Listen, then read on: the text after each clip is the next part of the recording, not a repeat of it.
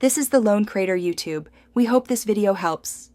In this video, I will explain how to set up GST in Tally Prime, only way.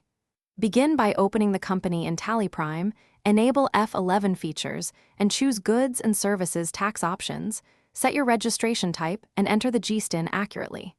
Next, create tax ledgers for CGST, SGST, and IGST and assign correct percentage rates. Finally, map tax classifications to inventory items and voucher types, so returns and invoices calculate automatically. Now we'll configure ledgers and tax types in a friendly, stepwise way.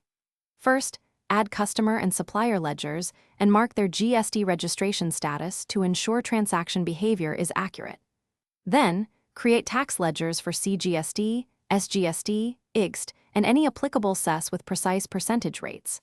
After that, define tax classifications and assign them to items so invoices pick the right tax automatically and your returns reconcile easily.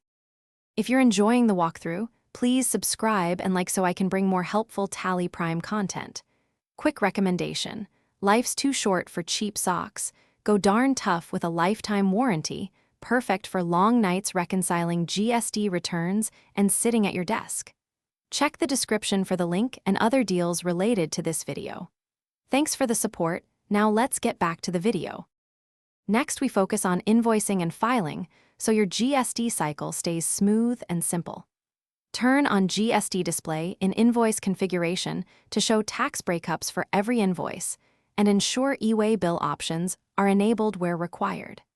Use Tally Prime's return preparation tools to compile GSTR data, validate entries against ledgers, and export reports for filing. Regular validation helps avoid mismatches and reduces the chance of penalties. Thanks for watching. Consider subscribing if we helped you.